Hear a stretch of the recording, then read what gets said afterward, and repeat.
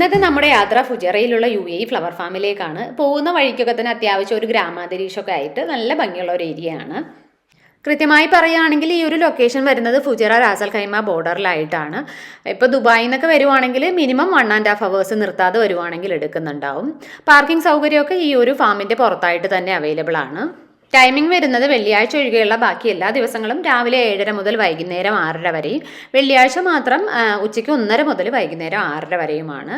Ticket fair വരുന്നത് ഒരാൾക്ക് 15 dirhams ആണ്. 2 വയസ്സ് വരെയുള്ള കുട്ടികൾക്കും പിന്നെ വീൽ ചെയർ വരുന്നവർക്കും ഒക്കെ ആണെങ്കിൽ ഫ്രീ ആയിട്ട് അകത്തേക്ക് കയറാം. എൻട്രൻസിൻ്റെ അടുത്തായിട്ട് തന്നെ ഉന്തുവണ്ടി സ്റ്റൈലിൽ ഒരു ചെറിയ കൗണ്ടർ ഉണ്ട്. അവിടെ നമുക്ക് ഫ്ലവേഴ്സൊക്കെ വാങ്ങാൻ കിട്ടും. പിന്നെ അവിടെ ഒരു ചെറിയൊരു ഷോപ്പും ഉണ്ട്. നമുക്ക് തിരിച്ചു വരുമ്പം നോക്കാം. അതിനോട് ചേർന്ന് ലെഫ്റ്റ് സൈഡിലായിട്ടാണ് ഈ അത്യാവശ്യം കളർഫുൾ ആയിട്ടുള്ള ചെടികളുടെയൊക്കെ ഏരിയ വരുന്നത്. ഇതിൻ്റെ മറുഭാഗത്തൊക്കെ അത്യാവശ്യം നല്ല കുന്നും മലയൊക്കെ ആയിട്ടുള്ള ഏരിയ ആണ് വരുന്നത്. പിന്നെ ഇതിൻ്റെ ബാക്ക്ഗ്രൗണ്ട് കാണാൻ അത്യാവശ്യം നല്ല ഭംഗിയുള്ളത് കാരണം ഇവിടെ ഷൂട്ടിങ് കാര്യങ്ങളൊക്കെ നടക്കുന്നുണ്ടായിരുന്നു ഞങ്ങൾ വരുന്ന സമയത്ത്. പിന്നെ ഈ പൂക്കളുള്ള ചെടികളുടെ എല്ലാ കളറും കിട്ടാനില്ലെങ്കിലും ഒരു 3-4 കളറൊക്കെ ഇങ്ങനെ മറുഭാഗത്തായിട്ട് വിൽക്കാൻ വെച്ചിട്ടുണ്ടായിരുന്നു. അതൊക്കെ നമുക്ക് 1 by 1 ആയിട്ട് നോക്കാം. ഇതിങ്ങനെ ഒരു സെൻറ്ററിൽ ഇങ്ങനെ ഒരു പാസേജും ലെഫ്റ്റ് സൈഡിൽ മുഴുവൻ ഈ ഒരു ടൈപ്പ് പൂക്കൾ, പിന്നെ മറു സൈഡിലേക്ക് എത്തുമ്പോൾ ഒരു ലാവൻഡർ പൂക്കൾ, അങ്ങനെയാണ് സെക്ഷനായിട്ടാണ് ചെയ്തിരിക്കുന്നത്. പിന്നെ ഇതിനകത്ത് ടോയ്ലറ്റ് ഫെസിലിറ്റി ഉണ്ടെങ്കിലും വളരെ ചെറിയ കുട്ടികളായിട്ടൊക്കെ വരുന്നവർക്ക് ഡയപ്പർ ചേഞ്ച് ചെയ്യാനുള്ള ഫെസിലിറ്റി ഒന്നും ഇല്ല. അപ്പോൾ അങ്ങനെയൊക്കെ ഉണ്ടെങ്കിൽ അതൊക്കെ തന്നെ വണ്ടിയിൽ നിന്നൊക്കെ ചേഞ്ച് ചെയ്തിട്ട് വരുന്നതായിരിക്കും നല്ലത്. നേരെ കാണുന്നതാണ് കോഫി ഷോപ്പ് വരുന്നത്. വേണമെങ്കിൽ നമുക്കൊരു കോഫിയൊക്കെ കുടിച്ച് പ്രകൃതി സൗന്ദര്യമൊക്കെ ആസ്വദിച്ചിട്ട് പിന്നെ നമുക്ക് ഇവിടെ കുറച്ച് ആനിമൽസ് ഒക്കെ ഉണ്ട്, അങ്ങോട്ടേക്ക് പോവാം. പിന്നെ അല്ലെങ്കിൽ റൈറ്റ് സൈഡിലായിട്ട് ഹോഴ്സ് റൈഡിങ്ങിൻ്റെ ഏരിയ ഉണ്ട്. വലിയവർക്കൊന്നും കയറാൻ പറ്റില്ല. ചെറിയ കുട്ടികൾക്ക് 10 ദിറംസ് ആണ് ഒരു റൗണ്ട് വരുന്നത്. അതൊക്കെ നമുക്ക് 1 by 1 നോക്കാം. നമുക്ക് ഒത്തിരി നേരം സ്പെൻഡ് ചെയ്യാനുള്ളതൊന്നും ഇല്ല. എന്നാലും ചില ആൾക്കാരൊക്കെ ഇങ്ങനെ ഫാമിലി ആയിട്ട് വന്നിട്ട് ഇത് ഈ ഗാർഡൻ്റെ തന്നെ ഇടയ്ക്കിടയ്ക്ക് ഇങ്ങനെ കുറച്ച് ഫൗണ്ടെയിനൊക്കെ സെറ്റ് ചെയ്തിട്ടുണ്ട്. ആ ഭാഗത്തൊക്കെ ചെയറും ടേബിളും ഒക്കെ സെറ്റ് ചെയ്തിട്ടുണ്ട്. അവിടേക്ക് ഇരുന്നിട്ട് ഇങ്ങനെ അവർക്ക് പുറത്തുനിന്ന് ഫുഡ് കൊണ്ടുവരാൻ പാടില്ല എന്ന് പുറത്ത് എഴുതി വെച്ചിട്ടുണ്ടായിരുന്നു. ഇപ്പം നമുക്കിപ്പം ഇവിടെ നിന്ന് തന്നെ കോഫിയൊക്കെ മേടിച്ചിട്ട് അവിടേക്ക് വേണമെങ്കിൽ പോയിരുന്നിട്ട് കുടിക്കാം. പിന്നെ വീഡിയോ ഒക്കെ എടുക്കുന്നുണ്ട് അത്യാവശ്യം ആൾക്കാരൊക്കെ. പിന്നെ ഒരു വീക്കെൻഡ് ട്രിപ്പ് അങ്ങനെയൊക്കെ പ്ലാൻ ചെയ്ത് വരുന്നവരാണ്, കൂടുതലും ദൂരത്തുനിന്നും ഒക്കെ വരുന്നവരാണെങ്കിൽ വേറെ എന്തെങ്കിലുമൊക്കെ പരിപാടിയും കൂടി പ്ലാൻ ചെയ്ത് വരുന്നതായിരിക്കും നല്ലത്. മാക്സിമം ഒരു 2 hours ഒക്കെ തന്നെ സ്പെൻഡ് ചെയ്യാനുള്ളത് ഉണ്ടാവുള്ളൂ. പിന്നെ ഹോഴ്സ് റൈഡിങ്ങിൻ്റെ ഏരിയയിലേക്ക് വരുവാണെങ്കിൽ ഹോഴ്സ് റൈഡിങ് ചെയ്യുന്നതിനേക്കാൾ കൂടുതൽ ആൾക്കാരും ഈ കുതിരയോടൊപ്പം കളിച്ച് നിൽക്കുകയാണ്. ഇതിനെ കാണാൻ നല്ല ഭംഗിയുണ്ട്. കുട്ടികളൊക്കെ ഇതിനൊക്കെ ടച്ച് ചെയ്തൊക്കെ നോക്കുന്നുണ്ടായിരുന്നു. ഹോഴ്സ് റൈഡിങ്ങിന് ഒരു റൗണ്ടിന് വരുന്നത് 10 ദിറംസ് ആണ്. കുട്ടികൾക്ക് മാത്രം തന്നെ ചെയ്യാൻ പറ്റുന്നുണ്ടായിരുന്നുള്ളൂ. ഇപ്പോൾ ഒരു റൈഡ് എന്ന് പറയുന്നത് ഈ ഫെൻസിങ്ങിനോട് ചേർന്നിട്ട് ഇങ്ങനെ ഒരു റൗണ്ട് പോയിട്ട് വരുന്നതിനാണ്. ഇനി ഇവിടുന്ന് കുറച്ച് സൈഡിലേക്ക് മാറിയിട്ടാണ് ആനിമൽസിൻ്റെ ബേർഡ്സിൻ്റെ സെക്ഷൻസ് വരുന്നത്. നമുക്ക് അതും കൂടിയൊക്കെ ഒന്ന് കണ്ടുവരാം. ഈ ഒരു ഭാഗത്തായിട്ട് കുറച്ച് അറേബ്യൻ ഓറിക്സുകൾ വരുന്നുണ്ട്. ഇത് നമുക്ക് അത്രയ്ക്ക് അങ്ങോട്ട് അടുത്ത് കാണാൻ പറ്റില്ല, കുറച്ച് നീങ്ങിയിട്ടാണ് അവരൊക്കെ നിൽക്കുന്നുണ്ടായിരുന്നത്. പിന്നെ തൊട്ടടുത്ത കൂട്ടിൽ കുറേയധികം പ്രാവുകളും ഒരു വെറൈറ്റി കോഴി, ഒന്നല്ല കുറച്ചധികം വെറൈറ്റി കോഴികളെയും പ്രാവുകളെയൊക്കെ കണ്ടിട്ടുണ്ടായിരുന്നു. പിന്നെ കുറച്ചധികം മയിലുകൾ കണ്ടിട്ടുണ്ടായിരുന്നു. 2-3 കളറിലുള്ളതൊക്കെ ഉണ്ടായിരുന്നു. ഈ മയിൽ നന്നായിട്ട് പീലിയൊക്കെ വിടർത്തി നിൽക്കുന്നുണ്ടായിരുന്നു. പിന്നെ കുറച്ച് നല്ല പ്യുവർ വൈറ്റ് കളറിലുള്ളതും പിന്നെ ഗോൾഡൻ കളറിലുള്ളതും ഒക്കെ കണ്ടിട്ടുണ്ടായിരുന്നു. പിന്നെ നല്ല കളർഫുൾ ആയിട്ടുള്ള ഒരെണ്ണം കൂടി കണ്ടിട്ടുണ്ടായിരുന്നു. ഇതൊന്ന് പീലി വിടർത്തി കാണാൻ പറ്റുമെന്നൊക്കെ വിചാരിച്ച് ഞങ്ങൾ കുറച്ച് നേരമൊക്കെ അവിടെ നിന്ന് കറങ്ങി നോക്കി. പക്ഷേ ഒരു രക്ഷ ഉണ്ടായില്ല.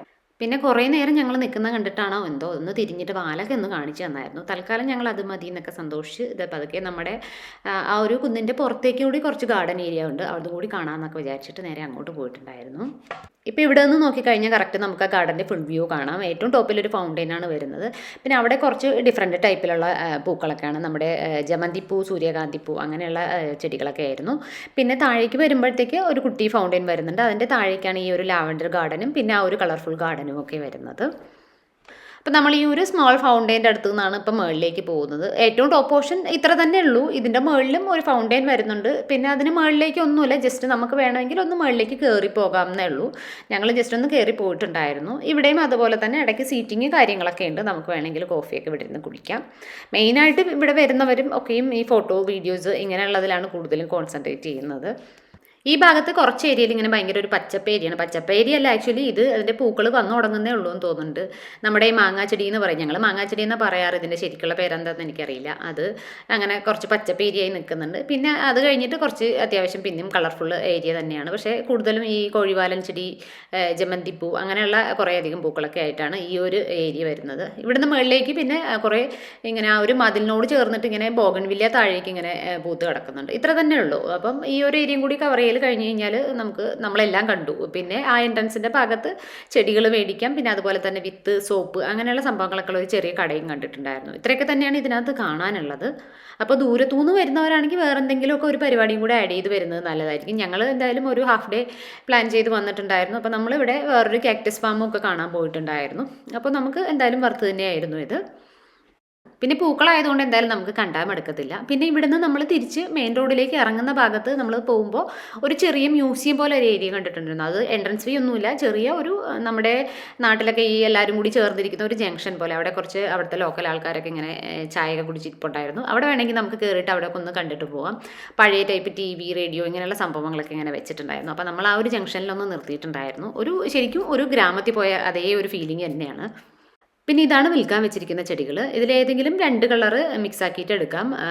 2 ചട്ടിക്ക് വരുന്നത് 15 ദിറംസ് ആണ്. പിന്നെ മൊത്തത്തിലൊരു 4 കളർ തന്നെ ഉള്ളൂ. ബാക്കിയുള്ള കളറുകളൊക്കെ ഇടയ്ക്കിടയ്ക്ക് വരും എന്നാണ് പറഞ്ഞത്. ഞങ്ങൾ പോയ ദിവസം ഇത്ര തന്നെ ഉണ്ടായിരുന്നുള്ളൂ. പിന്നെ അകത്തേക്ക് കയറുമ്പോൾ തന്നെ എൻട്രൻസിൻ്റെ ഭാഗത്ത് നമ്മളൊരു ഷോപ്പ് കണ്ടിട്ടുണ്ടായിരുന്നു. ഇവിടെ നമുക്ക് വിത്തുകൾ മേടിക്കാം. ഇപ്പോൾ നമ്മൾ അകത്ത് കണ്ട ഒരുവിധം ചെടികളുടെയൊക്കെ വിത്ത് ഇവിടെ ഇരിപ്പുണ്ട്. അതുപോലെ ലാവൻഡർ ഫ്ലവർ, സോപ്പ് ഇങ്ങനെയുള്ള സംഭവങ്ങളൊക്കെ നമുക്ക് മേടിക്കാം. പിന്നെ നല്ല ഭംഗിയുള്ള ചെടിച്ചട്ടികൾ, ഇൻഡോറിലൊക്കെ വെക്കാൻ പറ്റിയ ആ ഒരു മെറ്റൽ ടൈപ്പ് ചട്ടികളൊക്കെ ഇരിപ്പുണ്ടായിരുന്നു. അങ്ങനെ നയന മനോഹരമായ കുറച്ച് കാഴ്ചകളൊക്കെ ആയിട്ട് ഇന്നത്തെ ഈ വീഡിയോ അവസാനിപ്പിക്കുകയാണ്. അപ്പോൾ പുതിയ വിശേഷങ്ങളൊക്കെ ആയിട്ട് ഉടനെ തന്നെ നമുക്ക് അടുത്ത വീഡിയോയിൽ കാണാം. അതുവരേക്കും എല്ലാവർക്കും ബൈ ബൈ.